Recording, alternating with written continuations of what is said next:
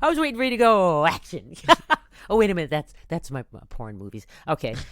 So a little bit about me. My name is Sterling Smith. I'm a native of Massachusetts. I grew up on the South, in the South Shore, Rockland, Massachusetts. That's usually the answer I have when people ask me why I'm so polite. Because down south, we're polite. We'll smile, and then we'll stab you in the back. I am not that type. I am an older individual. I would be considered a baby boomer in this generation, but I think of myself as a Generation X because those labels don't take into account the fact that you don't really develop any kind of taste until you're at least 10. Okay, before that, from 10 to 15, 10 to 20, those are your developmental years. And so I would say I'm a Gen Xer because my musical taste is that generation. As a matter of fact, X is one of my favorite bands. If you're over 50, you'll probably know them. If you're under 50, look them up because they're an awesome band. And I grew up in the 80s. I was 18 in 1981. So that was the best time for music, the best time, and the most open-minded time I've experienced since I got here. The shit we're in today is extremely distressing because the 80s was all about, you could see David Bowie in a dress, you could see Mick Jagger, Aerosmith, dude looks like a lady. Everybody was cross-dressing. I grew up on Bugs Bunny and drag, and nobody batted an eye. Nobody said anything. There was no conversation about transgender. Everybody was equal. You could do whatever you wanted, and everybody was happy, or at least high and happy, or on something and happy. And it was a great time. I love the 80s. Going on to the 90s. Not much. I don't remember much of the 90s, probably because I was on a lot of different drugs, but it was okay. I graduated college. I started seeing somebody. I married that person. Had a bunch of trips around the world. Been to most places. Don't like hotels, so I only go where friends will let me stay because I don't like hotels because you can't open the windows. But the reason for this podcast is because we need to start the conversation. I refuse to be yelled at, demeaned, and thought of as less than, but I do believe the culture wars that we have, that's where we are. If you don't have a Black Lives Matter sign on your front lawn, you are somehow less than someone who has a Trump thing on their lawn. And I think there's a happy medium where I'm in the happy medium. I'm the silent majority who just wants to pretty much be left alone. I don't want to be told that Aunt Jemima is racist by a white man who's 31. I don't want to be told that I can't buy Trader Jose's enchiladas because somebody was offended because Jose didn't. It's never Jose. It's more likely a Joseph that's saying that what we as a group should be outraged and offended. I'm like, Uncle Ben, love their rice. Love Uncle Ben. Sorry to see him go.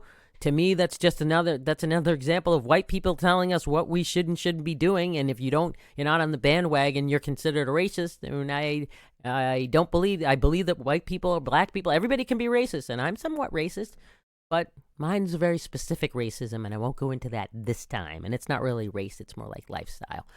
But that's one of the reasons I wanted to do this. I've seen a lot of people expressing their opinions, and they're getting positive results or also getting negative results. On my Facebook page, I post information.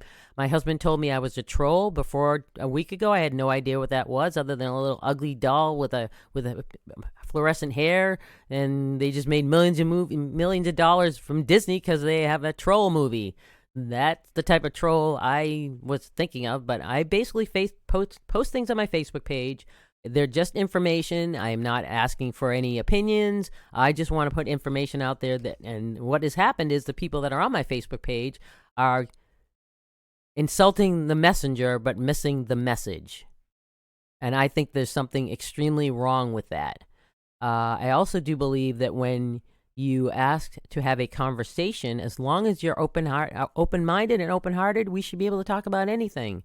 Like I was mentioning to my wonderful new producer, I am pro-life and pro-choice. I am so glad that my mother decided to have me, so that's the pro-life part. And I wish she had not had my brother and sister below me, so that's where the pro-choice comes. I think I'm the best one in the bunch of my family, of which there are 7. I am 7 of 9. And I think I'm the best one. But I bet you they all think they're the best ones too. But I'm going to prove them wrong. You just wait, ladies and gentlemen. I used to have a joke that I was 7 of, I was 7 of 9. The Star Trek character was modeled on me, but during that time frame, they couldn't find a 6'6", I think she's 6'6", hourglass-shaped black woman, but I'm the original 7 of 9. But you'll never hear that because they won't let me tell you about that. Star Trek. So I basically grew up with Star Trek and Looney Tunes. That's pretty much it. Bugs and Drag, loved it.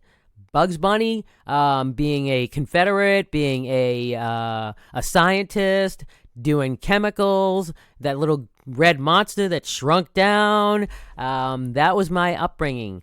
Today, if I went to find a Bugs Bunny cartoon or a Looney Tune cartoons, they would have gotten rid of all the violence, which doesn't solve the problem of violence. Yet for somebody, I guess that made them happy to get rid of the violence in cartoons. But then again, obviously these people who watched cartoons and deemed them somehow inappropriate don't have a sense of humor. All those cartoons are improv. If I wanted a frying pan, it would pop in. I would knock Porky Pig on the head, and 5 minutes later, he'd be up and around. Don't they understand that everything that happens in the cartoon world is just in the cartoon world? It doesn't come out into the real world. I remember when they did that for video games. Oh, video games are causing all sorts of violence, blah, blah, blah, blah, blah. I don't know if that's true or not. They still do it. They still do it? Yeah, but one of the number one things that's been selling during this whole shit show starting in March? Video game sales have gone through the roof. All of them. I remember Grand Theft Auto. I don't remember playing it. I'm too old for the video games, but I remember the soundtrack, and it was rocking. I'm like, I just want the soundtrack. You can go drive around and shoot all the people you want. It's all in La La Land, and now they have VR, which I'm really surprised hasn't taken off, but it's getting there. And what's that gonna do? You can do VR porn. You can do VR anything. What are they gonna say about that? VR porn. What has it done? Your hand is sore now. Okay, fine, whatever. It's your hand. You can do whatever you want. When I started to think about Black Lady Answers Questions, it was more like a question and answer thing where you'd send me questions and I would answer them. So a couple of months ago, I started thinking about this, and I had my friends ask me questions. And I have an older guy who always wanted, and these are questions that you need to ask black people or somebody else. I hope I start a trend where you ask someone, a best friend of yours, about something that happened 10 years ago and you've always been afraid to ask. I'm in that boat. I have a friend of mine who's making more now than she's ever made in her life as an artist, and I couldn't even qualify for unemployment. I can't figure out why that is a thing, but I asked her about it and she was like, I don't care, as long as I can still make money. And I'm like, but I'm the one who pays into the system. You don't. But we had the discussion. She was upset, but we're still friends. We can have a difference of opinion. So my friend, the older friend, said, I've always wanted to find out about this question. I said, go ahead. What is it? He goes, do you people burn? And because I'm a comic, burn had numerous connotations. I'm like, well, the first time I had an STD, yes, I did burn. And then I was like, burn, okay, what else does it mean? Burn, I smoke weed, so that's a term that I could use. And he was like, burn. And I'm like, is it an acronym for something? I don't know. And he goes, like burn. And I said, what do you mean? He goes, if you go out, and he's a friend of mine, and he said, and I've known him for years, if you go out in the sun, do you burn? And I said, why, yes. Yes, we do, but the one I was thinking of is that if you throw lighter fluid at us and you throw a match at us, we burn just like everybody else. But that's not the one he was thinking of. And because he was Jewish, he was somewhat taken. He was a little shocked by that, but I said, it's all in good fun. I'm not saying this to imply anything, but I also said that I, as a black person, growing up in the suburbs, didn't realize I could burn. Until I went to Jamaica, the reggae sunsplash, 19-something, and didn't wear sunblock, and I burned the fuck out of myself. I had second-degree burns of blisters on my back and shoulders. So I was pretty damn shocked that I could burn. So yes, black people do burn, and every time I went to Jamaica since, I've worn sunblock. I've worn a big hat. I really hate the fact that I am not one color. I don't know if you guys experience this. Everybody does, but my shoulders get dark. My body is light. I wear shorts so that the top half of my shorts are lighter than the bottom half. And I really wish that I could be just one color, just once, and it not be in January when my tan finally fades. I was really amazed that when I was in high school, I went to the beach with a bunch of kids. We grew up right down the street at Nantasket Beach. We could ride our bikes there. We all lay down, and these are 4 or 5 white girls. We all rode our bikes. We all laid down on the beach. After getting there, we were exhausted, so I can understand that. But after like a couple hours, this girl said, rotate, and we all flipped over like we were patties on a grill or bacon. I was baffled by that because I'm like, that's when I realized I was not white. But I was very excited because I got tan lines. I felt so white, but not really. But they didn't even know that either. I've had friends of mine, high school friends, say, I never thought of you as black. And that's the way it should be. Nobody ever told me I was black. I didn't know I was a marginalized person until about a year and a half ago. Some white person comes up and says, we're doing a seminar for marginalized people. And I said, and he was like, would you like to come? And I said, what's marginalized means? He goes, oh, you know. And I'm like, if I knew what it meant, I would not be asking. And he said, that's basically people that aren't white and identify as something other than white. And I said, you want to have a seminar workshop with marginalized people? Yes, that is correct. I said, isn't that kind of discrimination? And he said, it all depends on how you look at it. And I said, let me try and step by step. You're excluding one group of people and letting another group of people in. Yes, that is correct. I do believe if you looked in the dictionary, that would be the number one definition of discrimination. Well, yes, but we're trying to, we as our organization is trying to right the wrongs of our ancestors. And I said, you think a couple of seminars is going to do that?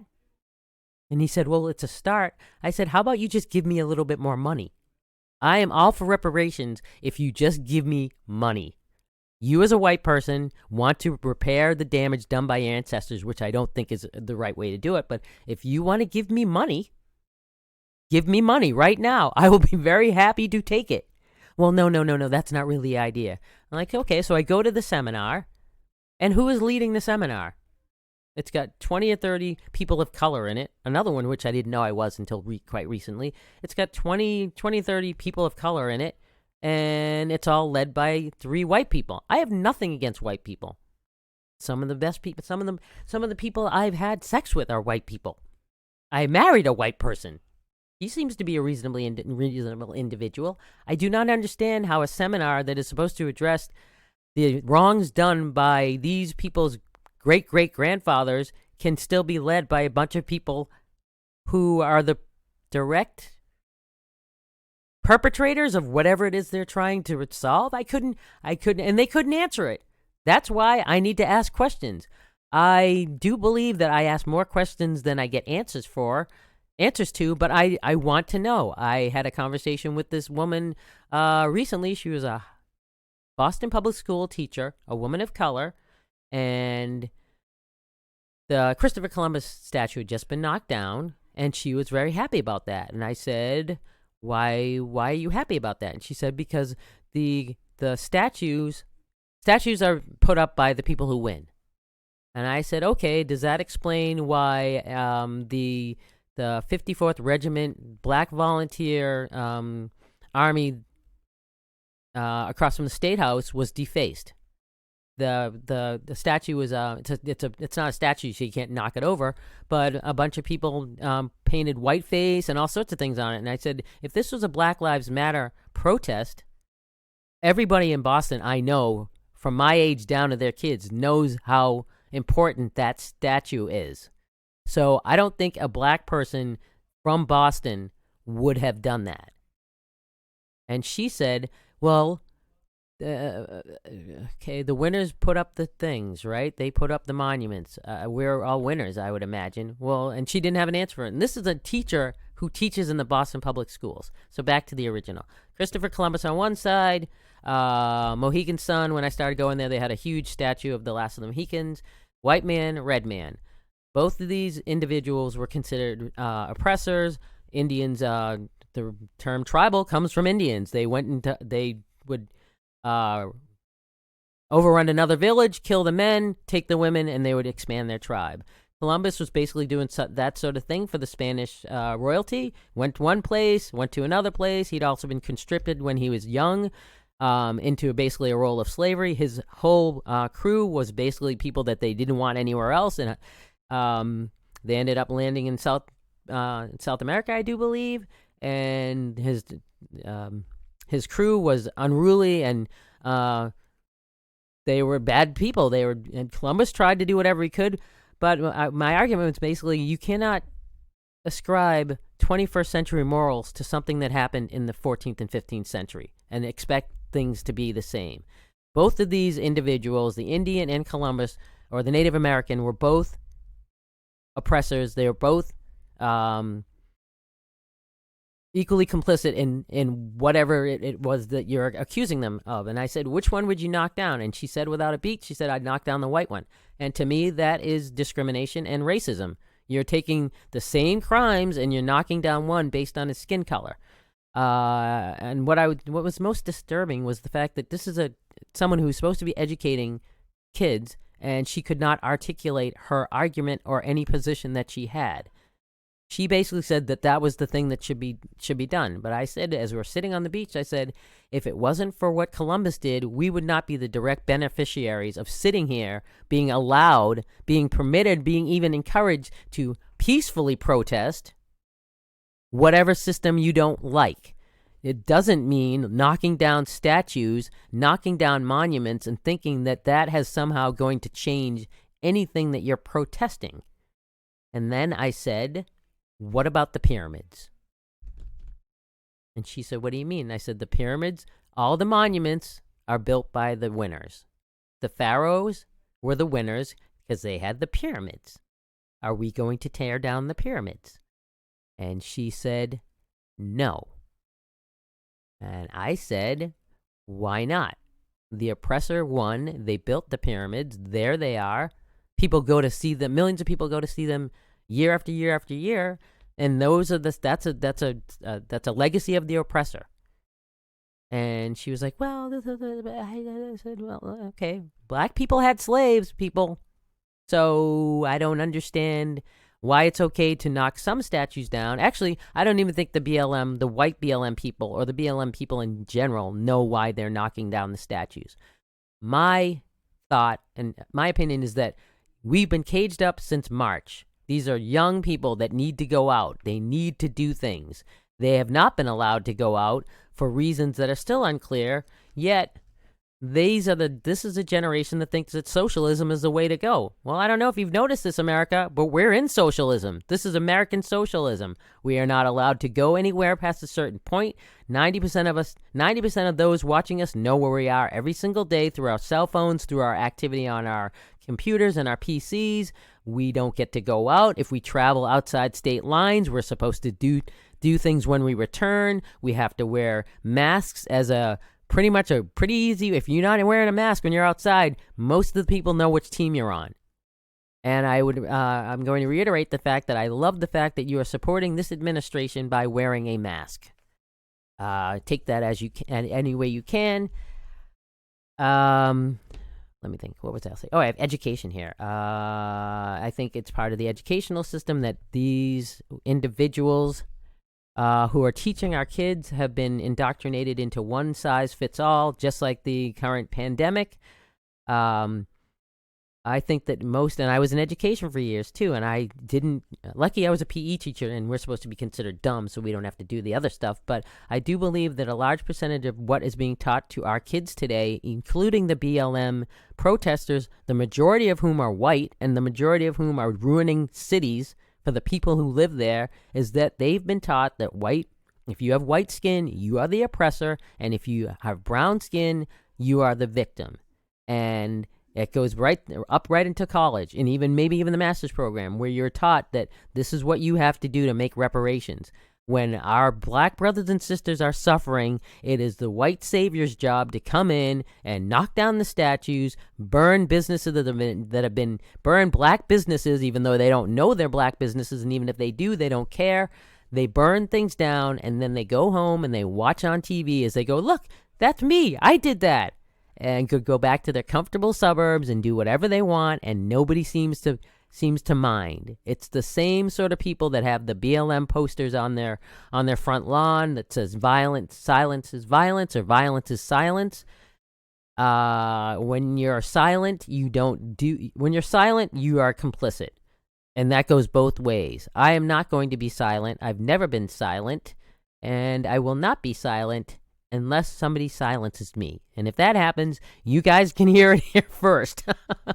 I love the Black Lives Matter movement. I don't know if you guys are familiar with the magic of threes, but the best and the most effective ad campaigns have 3 words in it: flatten the curve, stay safe, stay home. They're all hits of threes. What was the other one? Yeah, flatten the curve is a perfect example. Black Lives Matter. You can't say that without eliciting a visceral response from most people. And it's I heard this on another podcast where the guy was like, I'd love to have come up with that slogan, because you can't deny it. You can't refute it.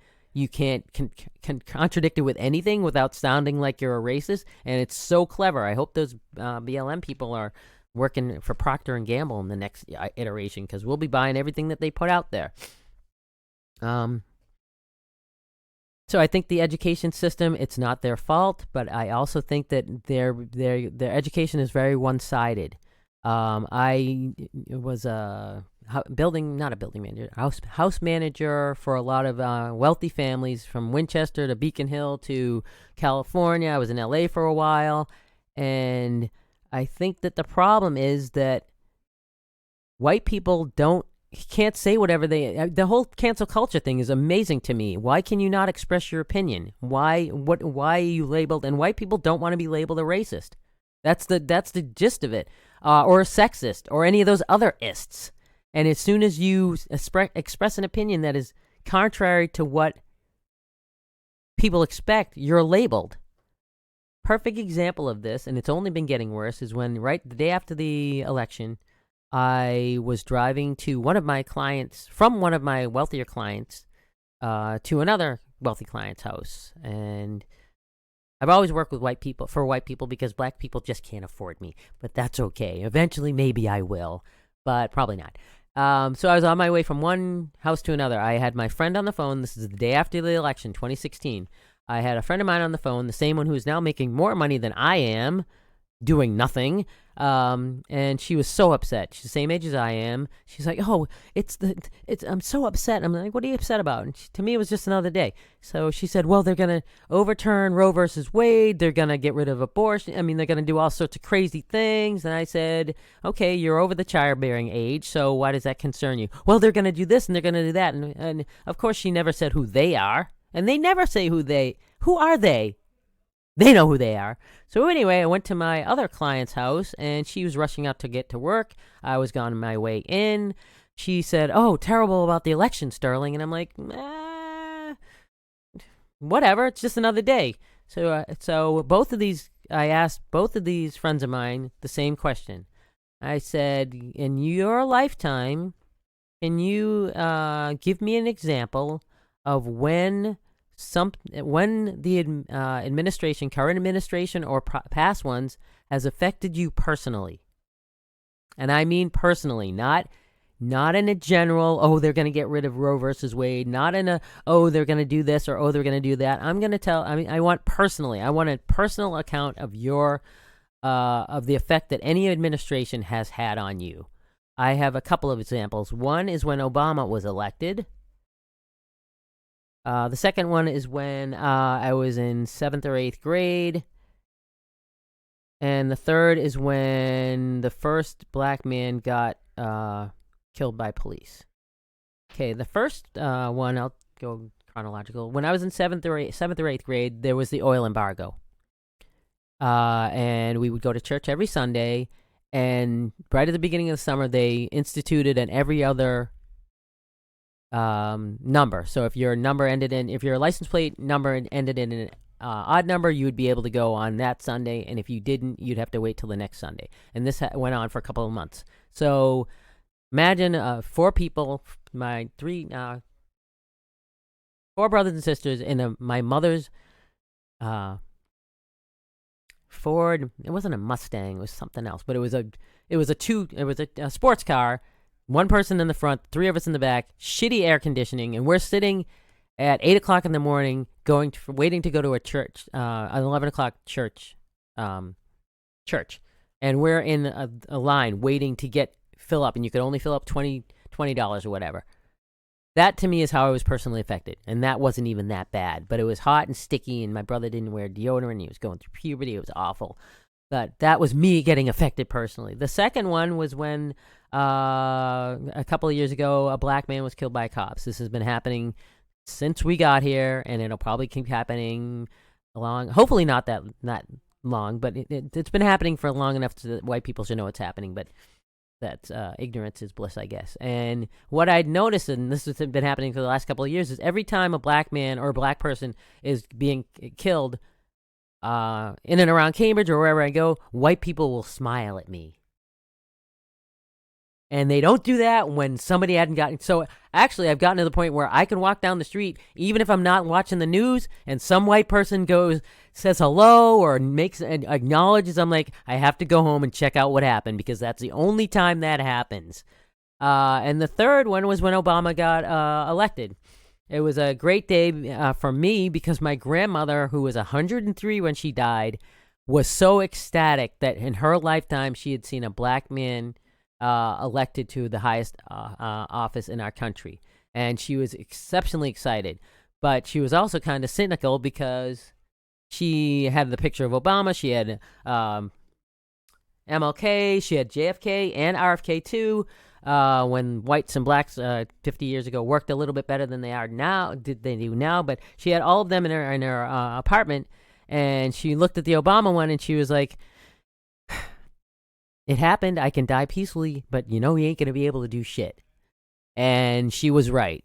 As a matter of fact, some people claim that he left our country in worse shape than it was before it left, but I wouldn't know, because again, the administration hasn't affected me either way. So, of course, both of these women were like, well, I mean, it was a day after the election. What do they expect to happen? All of a sudden the shit's going to hit the fan and they're going to lose this and the other thing. But the woman whose house I was going into stopped a minute, thought about the question, and then said, how dare you? How dare you imply that I don't care about homelessness, that I don't care about the environment, that I don't care about women in business, that I don't care about this, that, and the other thing. And I was speechless, which is quite unusual for me. But I was so shocked I couldn't. She left for work, and I just went in and did what I was supposed to be doing. Hey, I know that guy. So anyway, and I was at her house, a beautiful $1 million mansion in an undisclosed location, but it was Linen Day. I don't know if you're wealthy like she was, but linens are for people. It was right before the horse thing, the steeple, whatever that thing is that white people do when all the horses, it's like the Triple Crown and the something to something to something. Yeah, me either. But they get their hats on and they get all this stuff, and I have no idea why they think they don't own horses. They don't not even near horses. But anyway, it was coming up around, because it's in September. I think it's right around there. It's the steeplechase, the this and the this. But anyway, it was Linen Day. And I don't know if you guys know anything about linens, but an average linen shirt, a collared shirt, a linen shirt, is approximately $200. She had a closet of these, and it was my job as the house nigger to iron them. And I was ironing them. I had my music. I love, if it was 200 years ago, I'd be ecstatic working in a mansion. I'd think of it as my own. I'm like the Black Martha Stewart. I love entertaining. I love doing housework. I love cleaning. I love cleaning. I love a clean house. I don't know why, but I do. So anyway, I'm doing her linens and I'm ironing. I got my music on. I'm like all of a sudden I'm thinking of Family Feud. Okay, I'm ironing, and I'm like, okay, I just catered her a party a couple of weeks ago, and I am a composting crazy person. I compost, I put I rinse out all my plastics, and I take everything home, and then I have a compost in my backyard.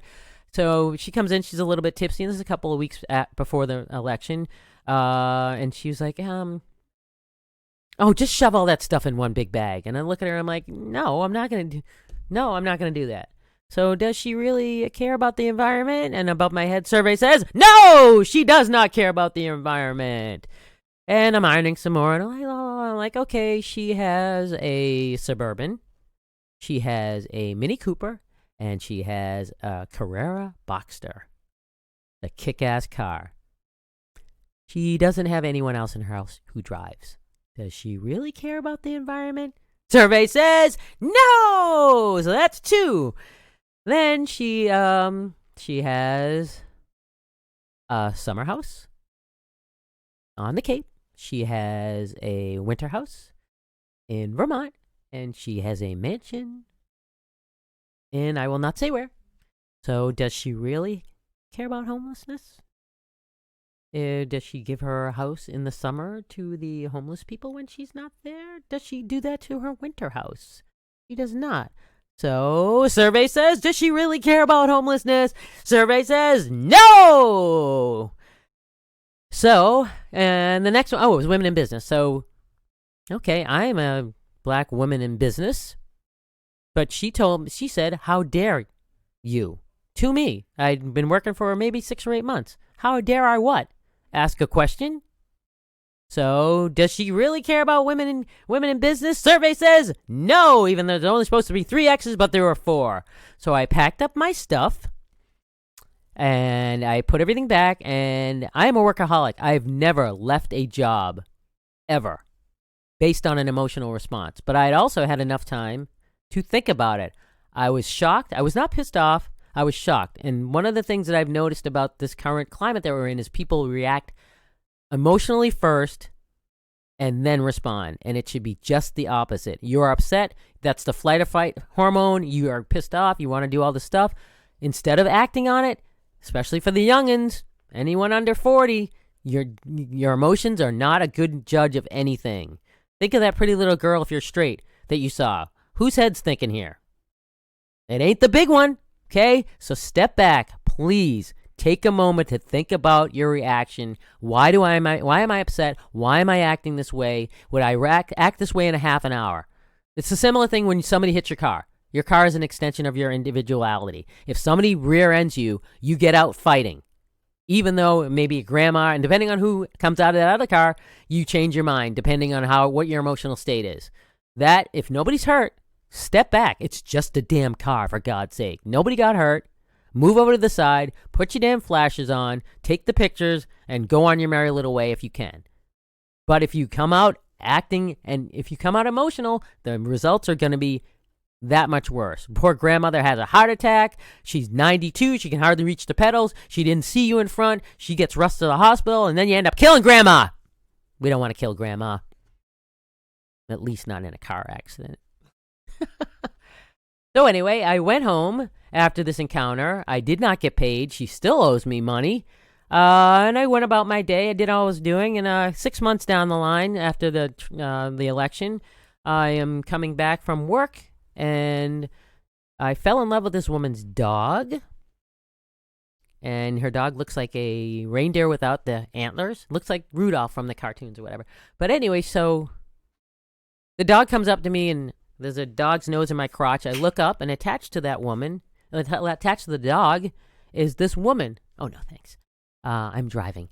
So, the dog is attached to this woman, and I'm like, hey, how you doing? And the dog's excited to see me. The woman is visibly not, but we have to. I was raised to be polite. I'm a nice person, so I'm like, hey, how you doing? And she's like, oh, great, great, great, great, great. And I'm like, what are you doing in my neighborhood? And she goes, I bought the house right behind yours. I should have said, how dare you? But I did not. I said, well, that's all great. And blah, blah, blah, blah, blah, blah. Ever since then, not a day has gone by that I have not thought of this woman. At one point, I thought I was suffering from PTSD. But I wasn't. I don't think. But I was. So and I don't know if you guys know this, but women, when confronted with something, I went inside. Women, when they're confronted with any kind of issue, they're introspective. Men are just the opposite. Women blame themselves. Men look for external. So the whole time I hadn't seen her, I'm like, okay, could I have done something different? Did I do something wrong? Did I? And I couldn't figure it out. And what I did was I asked the wrong question. Based on my skin color and based on what she assumed I would say when the election happened. She thought that I was one way, and because I did not correspond to her conception of what my opinion should have been, she got emotional and got defensive. And all that could come out of her mouth was, "How dare you?" So later on that same year, it was the 100-year snowstorm. That was the big thing. So anyway, it was 100. Remember, a couple of years ago, we had all that snow. Okay, so she lives right behind me. She has to walk her dog. I live in a house where you have to stack your cars. So one person has to come out to get everybody out. So I'm moving the cars, and there's a pile of snow across the street from my house. Most people are walking their dogs in the street. She recognized I come out. She can see me from where I'm coming out. She stops, looks at the mound that's in between her and my car, and decides that she's going to risk it. So I get into my car, I 3-point turn it, backing into my driveway. The headlights are directly in front of where she is. All I see is her climbing over a mound to get out of my sight because she saw my car. So I roll down the window and I'm like, "I see you! I see you!" Hoping that she would at least come and have a conversation. Or, better yet, it had been 6 months. She owes me $580. She's if I could figure out a way to add like not time and a half. What is it? I can't remember what it is. Compound interest. She'd owe me like $1,000. It's been 3 years. What I would assume that woman should have done is, one, ask me why I left without finishing the linens, because that would have been because I had a steeplechase to go to the next day or whatever. But she made no attempt to ask anything at all.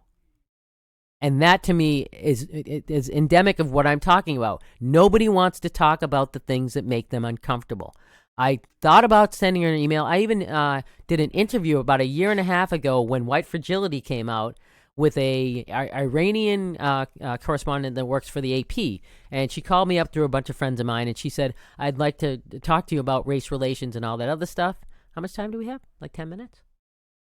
Okay. All right. So anyway, because you're going to edit it or something. So anyway, so she interviewed me about, and I told her this story, and she said, "Well, why didn't you approach her?" And I said, "You know what? As a black woman who's over 50, I'm really tired of having to educate anyone on anything. If she really wanted to find out, she would have contacted me. And every once in a while, I still toy with the idea of sending her an email, sending her a bill, and writing something in the headline like reparations. Because I think that it's really kind of sad because people are so one-sided about everything. I was a Democrat for a long, long time. I was like a Kennedy Democrat. I was socially liberal, but fiscally responsible, just like I am in my fiscally conservative, just like in my life. I try to save money. I try to do things that are going to benefit me, but everybody in my community, my family, I try to do stuff to help people out. I think most people in this country are pretty nice people. I think we're all concerned about all the issues that have not really changed in the 50 years I've been on the planet, but it's not the fault of slavery. It's not the fault of whatever else. It's too big of an issue to be one specific fault. You can't blame one thing like systemic racism or implicit bias or unconscious bias. My favorite color is yellow.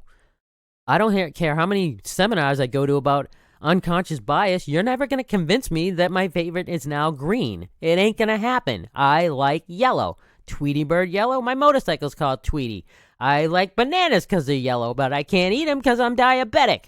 I still like yellow. Green is okay. Green is all right if it's about money. Green is okay if it's about my grass, smokable or otherwise, but other than that, you're not going to convince me that something that is implicit and unconscious, that you can change it.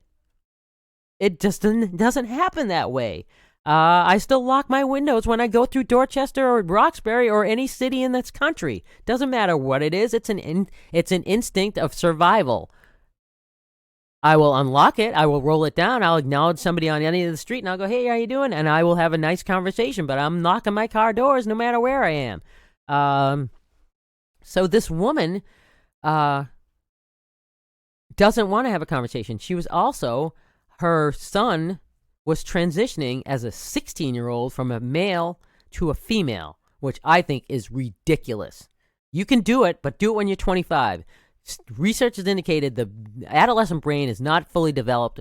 Well, men's are never fully developed, but that's a different story. The adolescent brain is not fully developed till you hit about 21 to 25. So if my son came up to me and said, "I want to be a girl," I would have no problems with him wanting to be a girl, but I would tell him to wait until he was 18 to 25 because there's so many things going on with that. So anyway, I thought that this would give that woman a chance to see what it's like to be the other, which is what she now thinks of me. She didn't think that before, but because of my opinions, she thinks of me in that other category, along with her son, who is now a daughter. You can still tell you can still tell this woman, this trans woman is still a, I don't even want to go with that one. So I'm just going to say it's still obvious that there's still a male in there and hopefully she'll transition or whatever. But I thought it would have been a great opening. Hey, your son is transitioning to a woman. She is going to be an other from now on in. I have always been an other. Why don't we have a conversation about what otherness means to someone who has never been an other and has never been in a position where your otherness was even questioned? And I had a conversation with another client of mine who was talking about racism because she's an anti-Trump person, but she's also benefited from the tax breaks that the administration has enacted. So she couldn't really bitch about that. She could bitch about the person, but she was directly affected by this administration with her being able to save money. So she couldn't complain about that, but she could complain about the person. And so she and I had a conversation about, oh, he's such a racist and he's all this and he's all that. And I said, I would prefer a racist that is blatantly in front of me, like the stereotypical racist that has the red pickup truck, the wife beater, the Confederate flag, and the shotgun, to the one that looks like the woman that's in the Central Park calling the cops on a gay man with glasses and wearing spandex. Those are the ones that I am afraid of because they can vote for Clinton. I voted for Obama. This is all quotes from this woman. I voted for Obama. I would have voted for Clinton. I voted for Clinton. Oh, really? If anyone other than Obama if Obama came up to that woman in the park, she would have been ecstatic. And this guy was closer looking, looked more like Obama than he did some menacing black person that she had seen somewhere in her travels. But what was the first thing she did after he said, "You need to leash your dog"? "I'm going to call the police. A black man is threatening me." Never mind, he was a gay black birder in spandex. Come on, how threatening can that be? I would have laughed him over. I probably would have scared him just by laughing at him. But no, she had to go do that. I'm sorry that she lost her job. I really think that in this case, she looks inside of herself, but that's what women do. It doesn't matter what skin color you are. Hopefully she'll go in and she'll be like, what could I have done differently? She could have just complied. She could have put her phone down. She could have gone the other direction, never mind straggling the hell out of her poor little dog. She could have done a bunch of things, but in the heat of the moment, she was emotional. She wasn't threatened, and look at his outfit. How could she possibly be threatened by that guy? He had a bike, for God's sake, and binoculars. But she didn't. She was emotional, and when you are emotional, you do not act logically, and that's what she did. And if she had just acknowledged the fact that my first reaction was it was my gut reaction. It wasn't a cognitive reaction. It was a physical, visceral reaction not because I was threatened, but because some black guy told me to do something that was the law. And as a white woman, I know what the law is, and even if I don't know what the law is, how dare you, black man with spandex and not unmatching socks, challenge my position in the hierarchy. That's why she did what she did. It wasn't because she was threatened. It wasn't even dark out. And again, this guy was in spandex and on a bicycle, for goodness sake, and he had glasses. How can you be threatened by a gay black man with glasses? Come on. So anyway, that's pretty much what she did, and that's parallel to the woman that how dared me, and also this other woman. And when I said this to my client, I said, I am more afraid of those women who claim moral superiority, yet when the chips are down or they feel that their power is being threatened, they will resort to things that even blatant racists wouldn't do. I've been to the South. They have so much. They're so advanced when it comes to race relations than they are to the North. They just are. They've been working side by side for centuries. Black and whites get along so much better there, and if they don't need to mingle. They're perfectly content to do whatever it is they do, and everybody seems pretty damn nice, and they're exceptionally pleasant. And I think that's a big thing. You can have a debate with somebody in the South, and I have relatives down there, and nobody will hate you at the end of the evening. On one side, they will think that you are less than, because they will automatically. I love when I have debates with people and they insult me, because as soon as somebody tells me that something is stupid, that something is this, or you are so blatantly wrong because you're an idiot, that's when the conversation stops. Because as soon you're acting emotionally, you're anyone who has an argument with me who insults me, and I never do that. I have great friends who are extremely on both sides of the spectrum, and as soon as one of them says something, like a friend of mine, we were talking, and he said, your argument is stupid. I said that the conversation is over.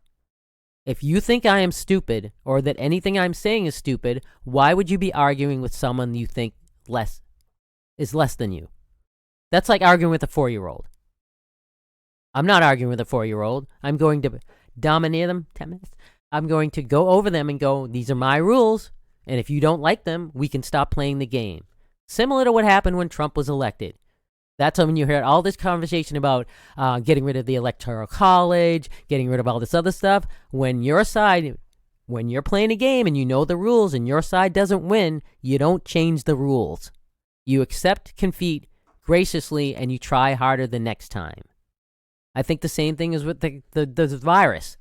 If you are, I don't really use sporting analogies, but I will in this case. If you're an amazing 3-point shooter, you get 100% or 99%, but you can't do a layup, what good are you going to be to the team? Coronavirus is the same thing.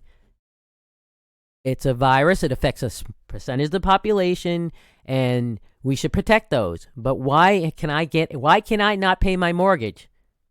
I'm healthy. I'm willing to take the risk, and the risk has been taken away from us.